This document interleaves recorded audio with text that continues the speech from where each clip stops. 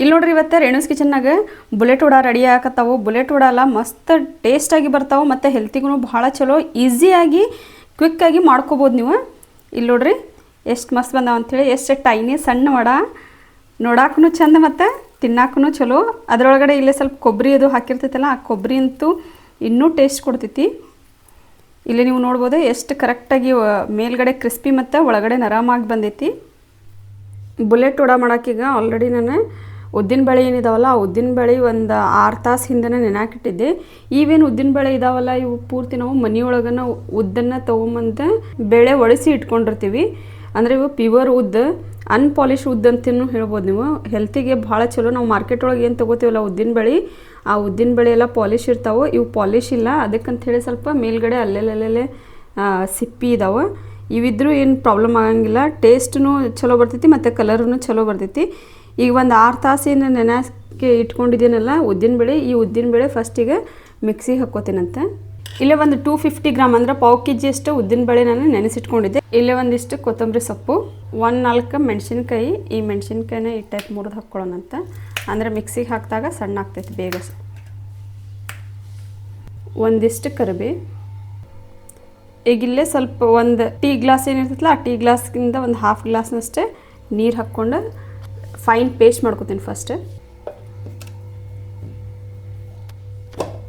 ಈಗ ಇಲ್ಲೇ ನಾನು ಫೈನ್ ಪೇಸ್ಟ್ ಮಾಡ್ಕೊಂಡಿದ್ದೀನಿ. ಈಗ ಇದ್ರ ಜೊತೆಗೆ ಒಂದು 4 ಟೀ ಸ್ಪೂನ್ ಅಷ್ಟೇ ಹಸಿ ಕಡಲೆ ಹಿಟ್ಟು ಹಾಕ್ಕೋತೀನಿ. ಹಸಿ ಕಡಲೆ ಹಿಟ್ಟು ಹಾಕೋದ್ರಿಂದ ಮಸ್ತ್ ಟೇಸ್ಟ್ ಬರ್ತಾವೆ.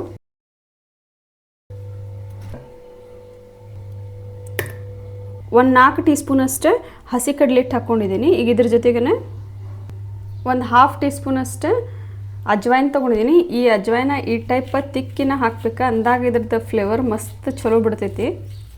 ಆಮೇಲೆ ಡೈಜೆಷನ್ಗೂ ಹೆಲ್ಪ್ ಆಗ್ತೈತಿ.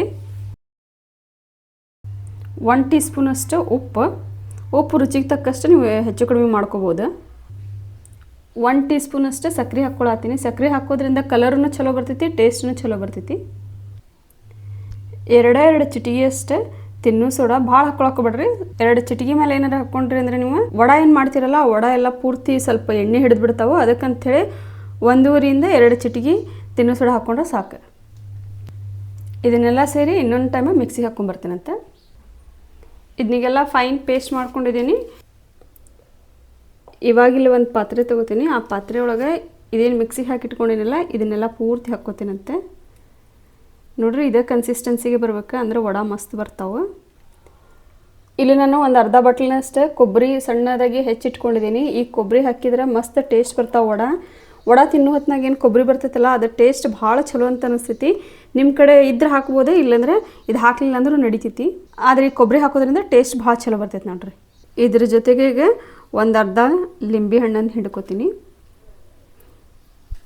ಇದು ಟೇಸ್ಟೂ ಚಲೋ ಕೊಡ್ತೈತಿ ಮತ್ತು ಆಯಿಲೂ ಜಾಸ್ತಿ ಹಿಡಿಯಂಗಿಲ್ಲ, ಅದಕ್ಕಂತೇಳಿ ಲಿಂಬು ಹಾಕ್ತಾರೆ.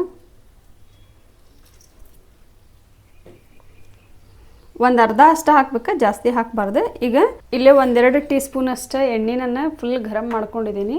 ಸ್ವಲ್ಪ ಎಣ್ಣೆ ಮಾತ್ರ ಹಾಕ್ತೀನಿ, 1-2 ಟೀ ಸ್ಪೂನ್ ಅಷ್ಟು.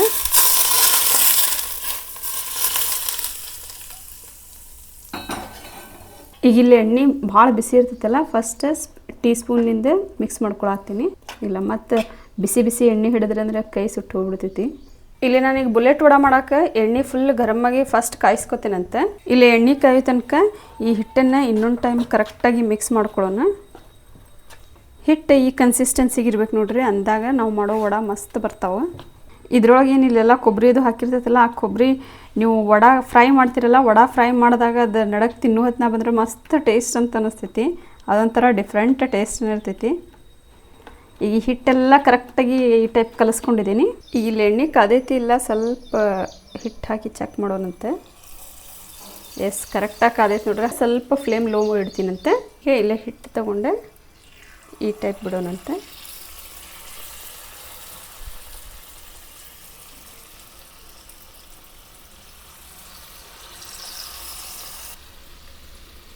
ಇಲ್ಲೇ ಈ ಟೈಪ್ ಹಿಟ್ಟು ತೊಗೊಂಡೆ ಹಿಂಗೆ ನಡಕ್ಕೆ ಸ್ವಲ್ಪ ಹೋಲ್ ಮಾಡಿಕೊಂಡೆ ಬಿಡೋಣಂತೆ.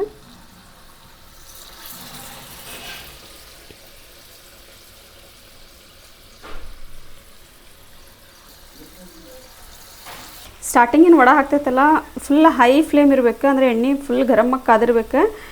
ನೀವು ವಡೆ ಬಿಡಬೇಕಾದ್ರೆ ಲೋ ಫ್ಲೇಮ್ ಮಾಡ್ಕೊಂಬಿಡ್ರಿ. ಲೋ ಫ್ಲೇಮ್ ಮಾಡ್ಕೊಂಡು ಆಮೇಲೆ ವಡೆ ಬಿಟ್ಟ ನಂತರ ಪೂರ್ತಿ ಮತ್ತು ಹೈ ಫ್ಲೇಮ್ ಒಳಗೆ ಇಡ್ರಿ.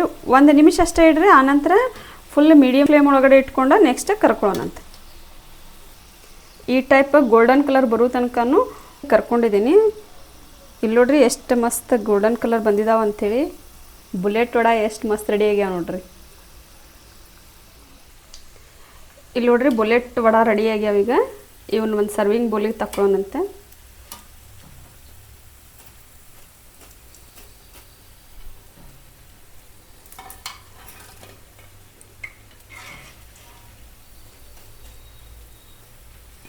ಹಿಂಗೆ ಬಾಕಿ ಹಿಟ್ಟಿನಿಂದ ಎಲ್ಲ ವಡಾನು ರೆಡಿ ಮಾಡ್ಕೋತೀನಂತೆ.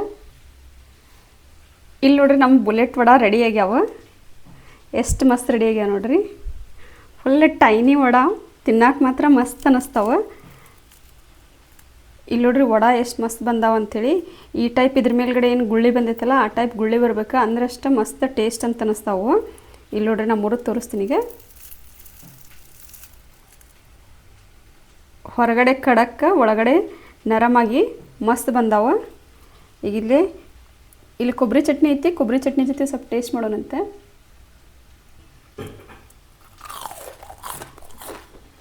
ವಾವ್, ಮಸ್ತ್ ಟೇಸ್ಟ್ ಬಂದಾವ. ನೀವು ಒಂದು ಟೈಮ್ ಈ ರೆಸಿಪಿ ಖಂಡಿತವಾಗಿ ಟ್ರೈ ಮಾಡಿರಿ, ನಿಮಗೂ ಭಾಳ ಇಷ್ಟ ಆಗ್ತೈತೆ ನೋಡ್ರಿ. ನೀವು ಈ ರೆಸಿಪಿ ಖಂಡಿತವಾಗಿ ಒಂದು ಟೈಮ್ ಟ್ರೈ ಮಾಡಿರಿ, ನಿಮಗೂ ಖಂಡಿತವಾಗಿ ಇಷ್ಟ ಆಗ್ತೈತೆ ನೋಡ್ರಿ. ಧನ್ಯವಾದಗಳು.